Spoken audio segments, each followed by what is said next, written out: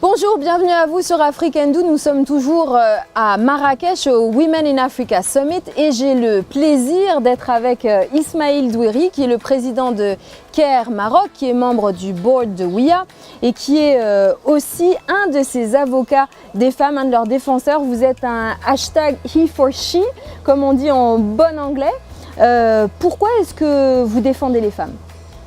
Bien, ça dépend du rôle et de la casquette que je porte, mais je voudrais parler en particulier de mon rôle de président au sein de CARE. Lorsque CARE a été créé au Maroc il y a plus de 10 ans, nous nous sommes concentrés sur les populations les plus fragiles, et en particulier les femmes et les enfants. Et nous avons cherché à dupliquer un certain nombre de programmes que CARE avait déployés un peu partout dans le monde, tout en les adaptant au contexte marocain, et en particulier certains programmes étaient vraiment spectaculaires parce qu'ils transformaient des femmes qui étaient réduites au rôle de mères de famille, souvent au service du mari, en véritables femmes d'affaires, banquières, assureuses, et elles transformaient complètement leur village et l'avenir de leurs enfants. Donc, et c'est quoi ce programme en particulier ? Ce programme s'appelle Association villageoise d'épargne et de crédit. Elles apprennent aux femmes à s'organiser en réseau pour cotiser dans deux caisses différentes. Une des caisses devient la future banque et l'autre caisse, c'est la future assurance. Elles établissent ensemble les règles de gouvernance. Qui tient les clés ? Il y a toujours deux clés. Comment on cotise, comment on ouvre et pour quel type de projet on va dépenser l'argent qui est dans la caisse. Est-ce qu'on touche des intérêts ou pas, sur quelle maturité, etc. Donc on les forme simplement à décider, à choisir des règles du jeu, et ensuite on les laisse libres, et ça a transformé certains villages.